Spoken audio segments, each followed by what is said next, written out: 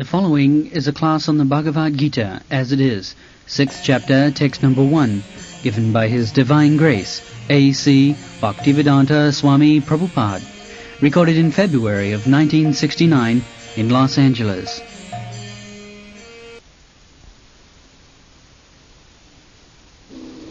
Chapter 6, Samkhya Yoga, verse number 1. The Blessed Lord said, "One who is unattached to the fruits of his work, and who works as he is obligated, is in the renounced order of life, and he is the true mystic, not he who lights no fire and performs no work."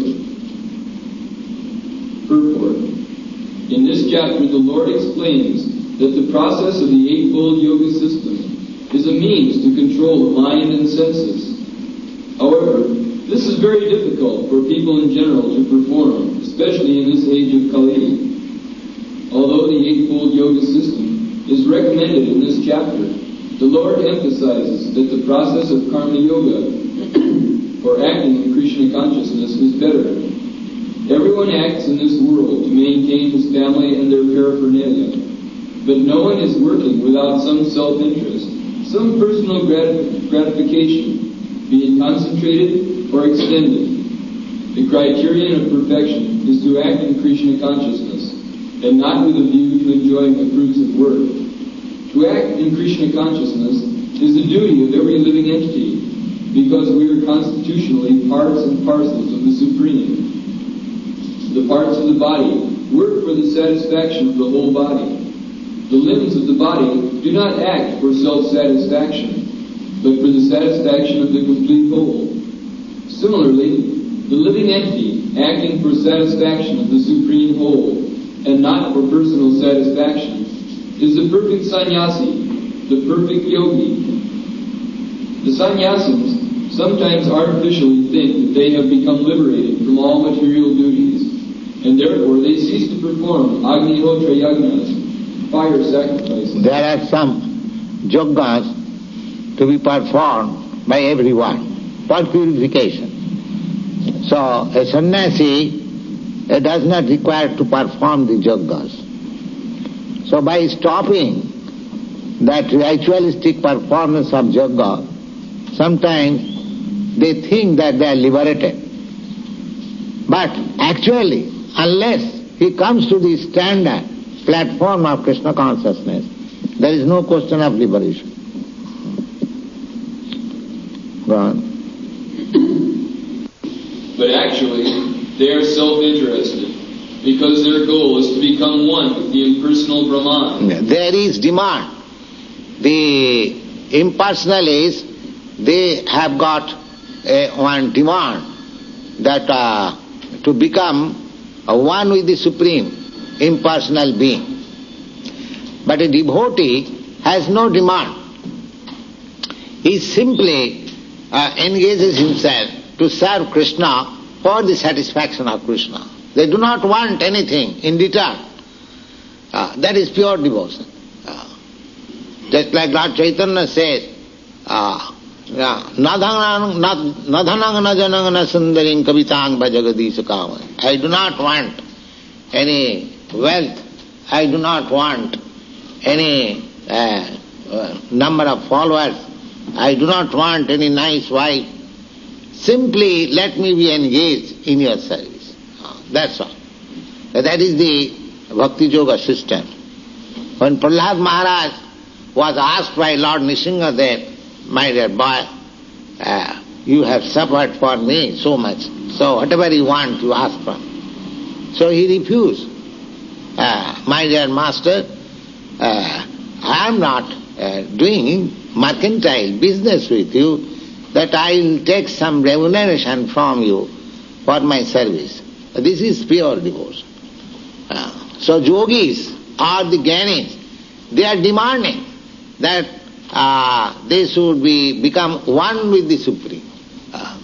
Why one with the Supreme? Because they have got bitter experience by the separation of material pangs. But a devotee has no such thing. The devotee remains, although separate from the Lord, he is fully enjoying in the service of the Lord. Go on. Such a desire is greater than any material desire, but it is not without self-interest. Similarly, the mystic yogi who practices the yoga system with half-open eyes, ceasing all material activities, desires some satisfaction for his personal self. But the person acting... Actually, the yogis wants of material power. That is the perfection of yoga. Not perfection, that is one of the procedure. Just like if you are actually practicing the regulative principles of yoga, then you can get 8 kinds of perfection. You can become lighter than the cotton swab. You can become heavier than the stone. And you can get anything, whatever you like, immediately. Sometimes you can even create a planet. Such powerful yogis are there. Vishwamitra yogi, he did it actually. He wanted to get man from palm tree. Why man should be begotten through the living 10 months within the womb of mother. They will produce just like fruit. He did it like that. So sometimes yogis are so powerful they can do. So these are all material powers. Such yogis, they are also vanquished. How long you can remain on this material power? So bhakta yogis, they do not want anything such. Yes? But a person acting in Krishna consciousness works for the satisfaction of the whole without self-interest. A Krishna-conscious person has no desire for self-satisfaction. His criterion of success is the satisfaction of Krishna, and thus he is the perfect sannyasi or perfect yogi. Lord Chaitanya, the highest perfectional symbol in Krishna consciousness, prays in this way: O Almighty Lord, I have no desire to accumulate wealth, nor to enjoy beautiful women. Neither do I want any number of followers. What I want only is the causeless mercy of your devotional service in my life, birth after birth. So a devotee does not want even salvation. Why Lord Chaitanya says birth after birth? The salvationists, they want to stop. The voidists, they want to stop this material way of life. But Chaitanya Mahaprabhu says birth after birth. That means he is prepared to undergo all kinds of material pains, birth after birth. But what he wants, he simply wants to be engaged in the service of the Lord. That is the perfection of it.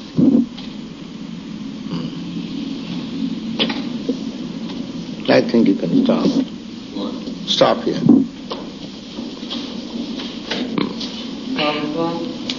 You said that the spirit soul is 1/10,000th a tip of a hair. In the spiritual sky, is the spirit soul still just that big? The spirit soul, when it goes back... That is his constitutional position. Either in the spiritual sky or material sky, he is the same. But as you develop in the material world, material body, similarly in the spiritual world you can develop a spiritual body. You follow? Your position is that small particle, but spirit can expand. This expansion in the material world is being done in contact with matter. And in the spiritual world, that expansion can be done in spirit. Here, in the material world, I am spirit soul, I am different from this body, because this body is matter, and I am living. I am living force, but this material body is not living force. And in the spiritual world, there is everything living force. There is no dead matter. Therefore the body is also spiritual. Just like water with water, water, that's all. But water and oil, distinction. Similarly, I am spirit soul, I am say oil, so I am in the water, so there is distinction. But if I am put into the oil, then everything is oil. So, the impersonalists, they do not develop body. They simply remain as spirit particle. That is their idea. But we Vaishnava, we want to serve Krishna, therefore we require hands, legs and mouth and tongue and everything. So we are given such body. As we are getting this body from the womb of the mother, similarly we get body in the spiritual world, not from the womb of the mother, but there is process to get, you can get. Yeah. That can be done artificially though. Nobody can do that, a trick. Artificially? Yeah, no one can develop a spiritual body just by his own whim. Oh, I shall develop a spiritual body and practice. This Krishna consciousness practice is turning this material body into spiritual body. How it is done? The example I have several times given, that you put the iron in the fire, the more it is warm, it becomes fire. When the iron is red hot, that means when the iron has acquired the qualities of fire. You touch the iron anywhere, it will act as fire. Similarly, this body, although it is material, there are so many examples that a metal electrified, the metal is not electricity, but when it is electrified, you touch the metal, you get electric shock immediately. Just like the electric wire, copper, it is copper. But as soon as it is electrified, you touch it, you get electric shock. There are so many examples. Similarly, if your body is spiritualized, then the material action is no more. Material action means sense gratification. So the more one becomes spiritualized, the material demands become nil. No more material activities.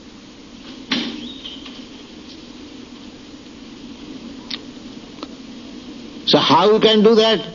The same example, you have to keep the iron constantly with the fire. You have to keep yourself constantly in Krishna consciousness. Then even this body, material body, is spiritualized. There is a Sanskrit grammatical law which is called moyat pratyaya. Moyat means, there is a word just like sarnamoy. Sarnamoy means golden. Golden can be called, when it is made of pure gold, that is also golden. And if it is made of something else, but the coating is gold, large quantity of gold, it is also golden. Similarly, when this material body is full with spiritual activities only, this is also spiritual.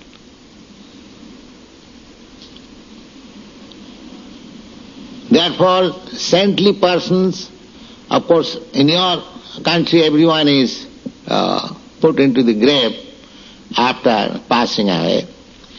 But in India, according to Vedic system, only very high personality devotees, their body is not burnt. It is considered spiritual. A sannyasi's body is not burned because it is considered spiritual. So how it becomes spiritual? The same example. When the body has no more any material activities, simply spiritual activity in Krishna consciousness, that body is spiritual. So, if this world is become full in Krishna consciousness, nobody is working for sense gratification only for satisfaction of Krishna, this world becomes spiritual or immediate. This requires little time to understand. Anything used for Krishna, simply for Krishna's satisfaction, it is spiritual. Just like we are using this microphone for talking about Krishna, then it is spiritual.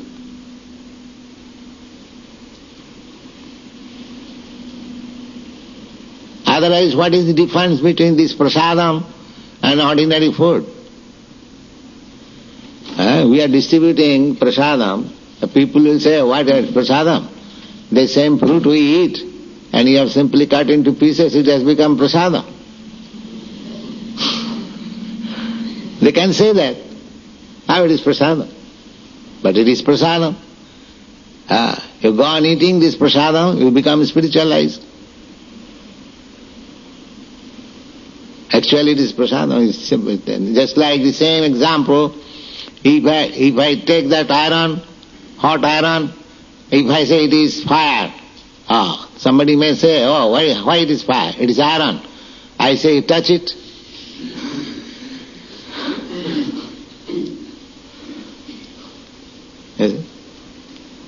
These are crude examples, but that is when your activities, actually in higher sense there is no matter.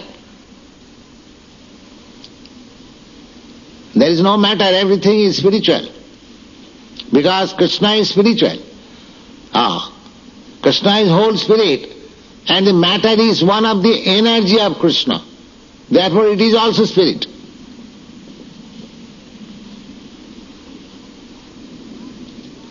But because it is being misused, not for the purpose of Krishna, therefore it is matter.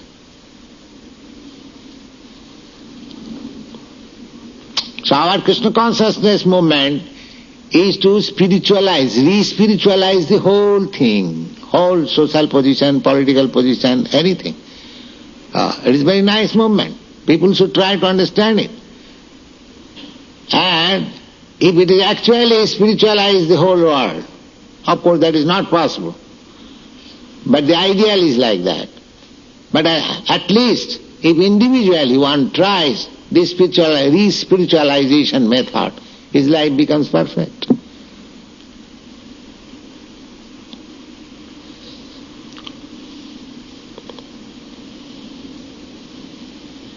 Yes?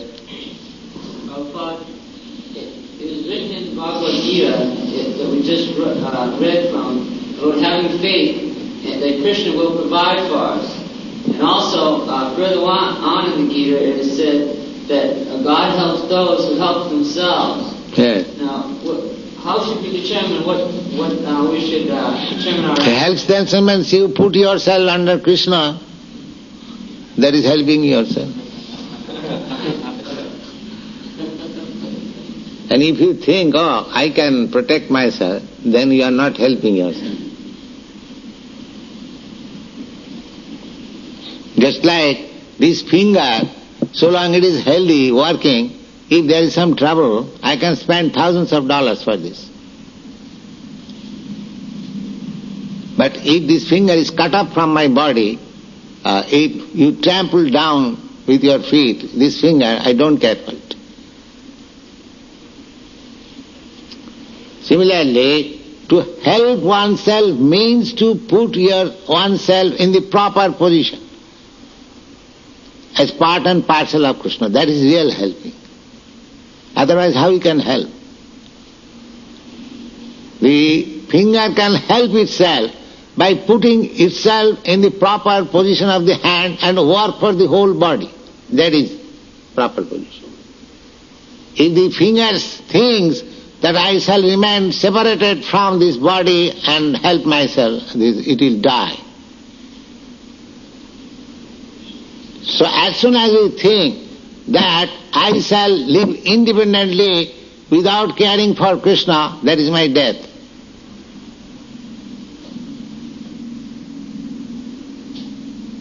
And as soon as I engage myself as part and parcel of Krishna, that is my life.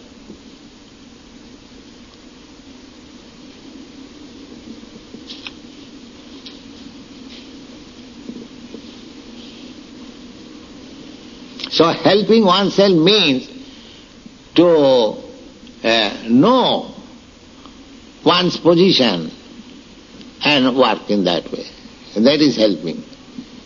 Without knowing what is his position, how one can help oneself? It is not possible.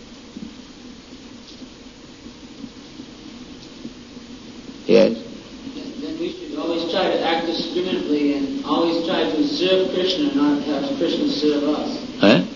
Always feel that we should try to serve Krishna. Yeah. Not say that we will do this and Krishna will provide, or Krishna will help us. Now you are serving Krishna, that means you are doing. Serving means doing. What do you mean by serving? Actually, when you serve somebody, are you not doing something? You are engaged in serving Krishna how? You are going to preach Krishna consciousness, you are cooking, you are cleansing, you are somewhere doing something. So helping Krishna means doing. Helping Krishna does not mean you sit down tidily.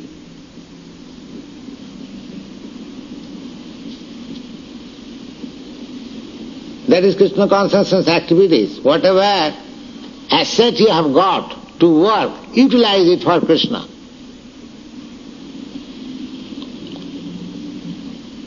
That is bhakti. Now we have got, what assets we have got? We have got the mind. All right, think of Krishna. We have got this hand, wash the temple, or cook for Krishna. We have got these legs, go to the temple of Krishna. We have got this nose, smell the flowers offered to Krishna. So you can engage. So Krishna consciousness engage means working, activity. Arjuna, he was declined to act. Krishna was infusing him to act. This is the whole Bhagavad Gita. Krishna consciousness does not mean that no work. To engage yourself in Krishna consciousness means to work for Krishna. Krishna does not say, of course in this chapter Krishna will say something about, he never said Arjuna, my dear friend Arjuna, you don't care for this world. You sit down and meditate upon me. Have you seen in the Bhagavad Gita?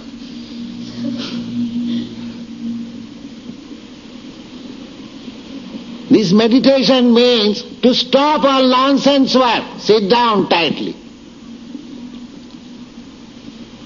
But those who are advanced in Krishna consciousness, they have to work for Krishna.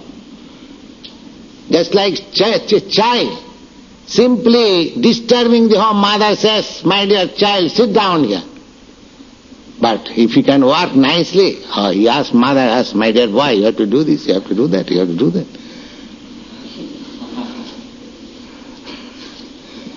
So sit down tightly for the nonsense, not for the sensible.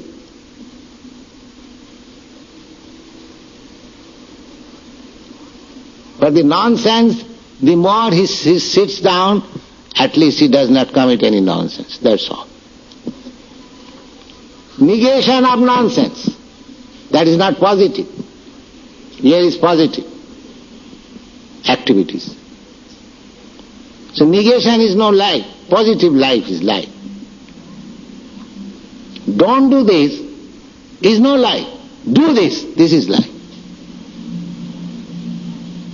But in order to do rightly, there are something don't.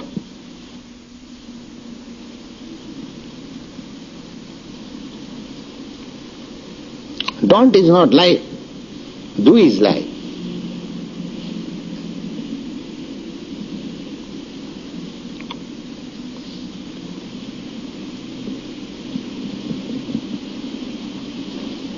The whole Bhagavad Gita is do. Do fight for me. There is nothing don't. Arjuna wanted, don't induce me. And Krishna did not like that. You are speaking like non-Aryan. Kutasti kasmalamidam, anarja, justam. It is this kind of words are spoken by the non-Aryans. He was accused of being non-Aryan. Anarja. So Krishna consciousness does not mean sitting idly. No. We have the whole pastimes of Krishna's full of activities. When you go to spiritual world, Krishna is always dancing up to 24 hours, dance there and eat there. Where he sit down?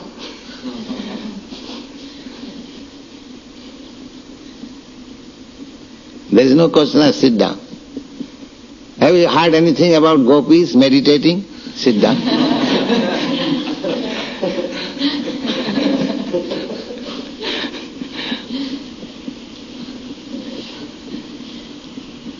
Have you heard?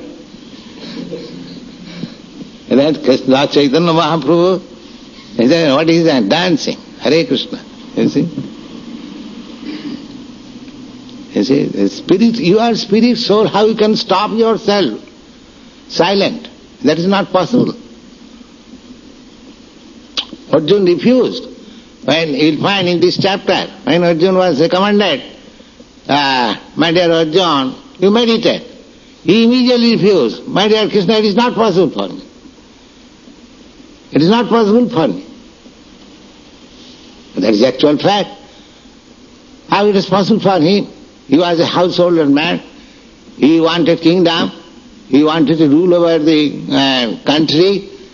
Where is the time for his meditation? He flatly refused. My dear Krishna, it is not possible for me.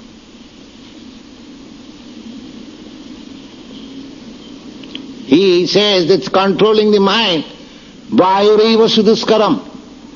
It is as difficult as to control the air. That is a fact. You have to engage the mind in Krishna, then it is control. Otherwise, artificial, you cannot control. It is impossible. Arjuna said, what to speak of others? Who is Arjuna? Personally talking with Krishna. Do you think he is ordinary man? He said that it is impossible. Vayureva Suduskaram. This very example he has given. Chanchala himmana Krishna pramathi balavadridham. My dear Krishna, you are asking me to control the mind. It is so powerful that and restless. I think to control the mind is as good as to control the air. If there is high wind, can you control it? He gives this example. You can control the mind when you fix up the mind in Krishna's lotus feet. That's all. No nonsense can come within your mind. Simply Krishna. That is perfection of meditation. Activities. What is recreation for the Krishna conscious person? Recreation? Yes. Dancing. Come on, dance with us. Is it not recreation? And when you get tired, take prasadam. Do you want more recreation than this? What is your answer? Is it not recreation? Yes, I think it's difficult for someone who comes from... Why difficult? Dancing is difficult?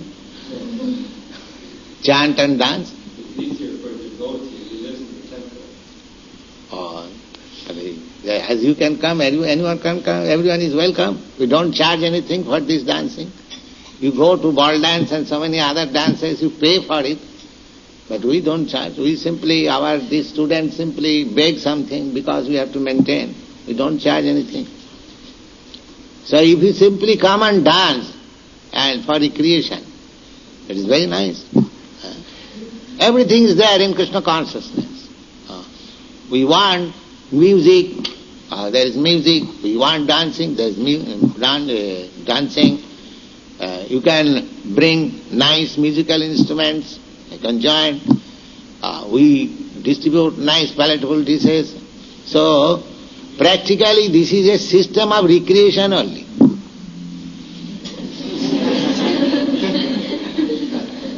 Yes. If you seriously think, you'll find this system, there is no level at all, simply recreation. Susukham. That is stated in the Bhagavad Gita in the 9th chapter, you'll find Susukham. Everything is pleasing and happy.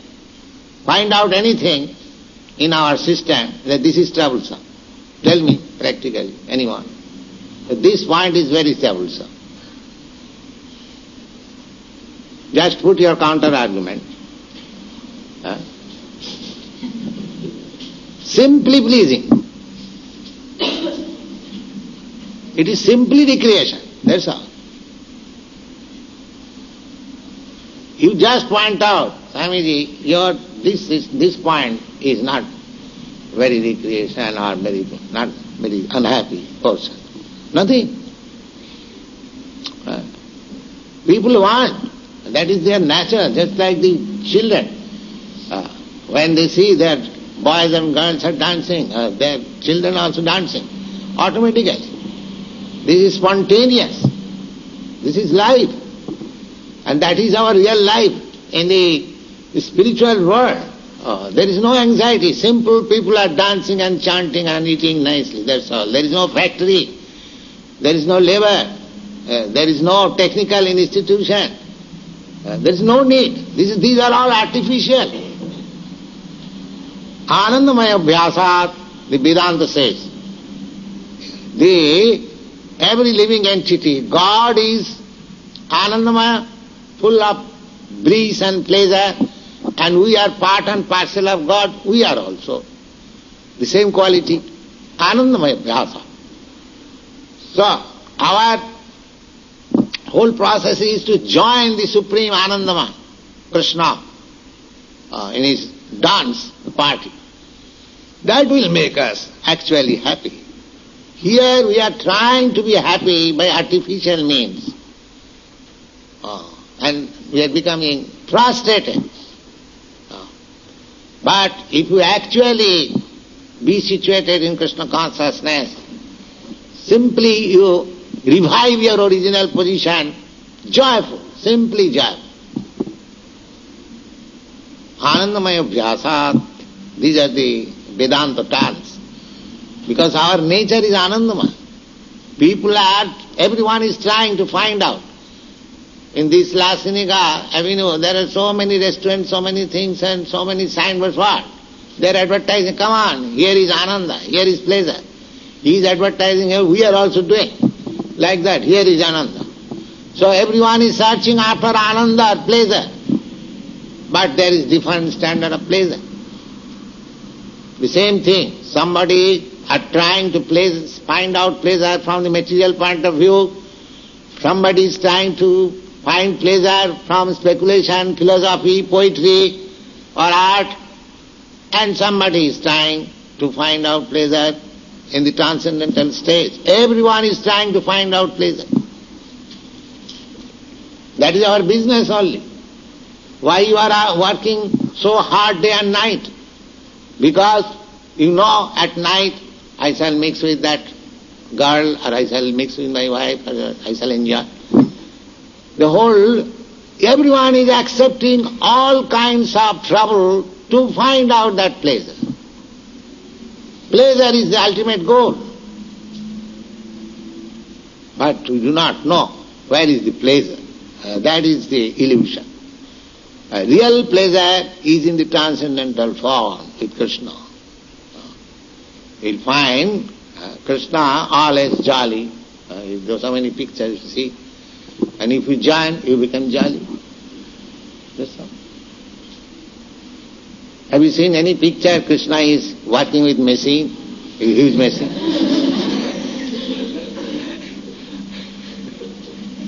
Or have you seen any picture he is smoking? By nature, pleasure, you see. Pleasure. So you have to unfold yourself in that way, and you find pleasure.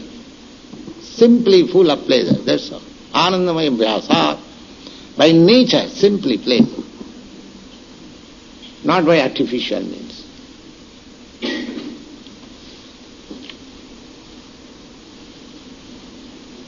Ananda Chinmaya Rasa Pratibhavita Bhi. In the Brahma Samhita you find. Ananda Chinmaya Rasa Pratibhavita Bhi Stabhi Jayiva Nirupa Taya Kalabhi Goloka Iva Nivasatya Khilatma Bhuto Govindamadi Purisam Tamahang Bhajami. Ananda Chinmaya Rasa. Rasa means the taste, the mellow. Just like we try to taste a sweet meat, a sweet candy, or anything. Why? Because there is a very nice taste. So everyone is trying to have some taste from everything. We want to enjoy sex life. There is some taste. So that is called Adi, taste. So there are so many tastes. Yet in the Brahma Samhita, Ananda Chinmaya Rasa. That taste, material taste, you may taste it, but it will be finished immediately. Immediately, finished. I say a few minutes. Suppose you have got very nice sweet meat. You taste it. You get, oh, it is very nice. Or take another. All right. And another, no, I don't want. Finished. You see? So material taste is finishable. It is not unlimited. But real taste is unlimited. If you taste one, then you cannot forget. It will go on, increasing. Anandamudi Baddhanam. Chaitanya Mahaprabhu said that this taste is simply increasing. It is, although it is ocean like, great, still it is increasing. Here you have seen ocean, it is limited. Your Pacific Ocean is tossing. But it is not increasing. If it increases, then it is heaven. You see? But by nature's law, by God's order, it does not come beyond its limit. Within the limit it is. But Chaitanya Mahaprabhu says that there is an ocean of bliss, ocean of taste, of transcendental bliss, which is increasing.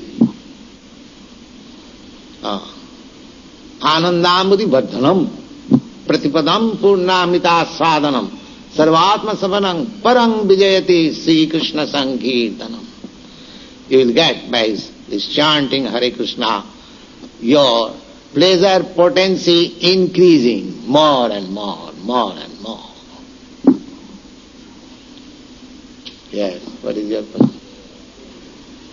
Still Dr. Shah present in non-living entities, non-living things like rocks? Kira Daksha and Vishnu present in non-living entities. Yes. Even in the atom. In the swan form like a living Oh yes. Wherever he lives in his own paraphernalia. Anoruniyang mahato mahiyan. He is the biggest than the biggest. And is the smallest than the smallest. That is Vishnu. Annantarasthang paramanu chayantarasthang. Paramanu means atom. You cannot see even atom. How small. He is within that atom. He is everywhere. How you tell us that wherever Krishna is, that is Vrindavan. And what I was wondering is, if Krishna is present within our hearts, does that mean that within our hearts? Yes, one has realized he is living in Vrindavan, anywhere. A realized soul is always living in Vrindavan. Chaitanya Mahaprabhu has said. One has realized Krishna, then he is always living in Vrindavan. He is nowhere. Just like Krishna or Vishnu is living in everyone's heart. But he is living in the dog's heart also. Does it mean that he is doggish? He is living in Vaikuntha. Although he is living in the dog's heart, but he is living in Vaikuntha. Similarly, a devotee may seem to be living in some place which is far from Vrindavan, but he is living in Vrindavan.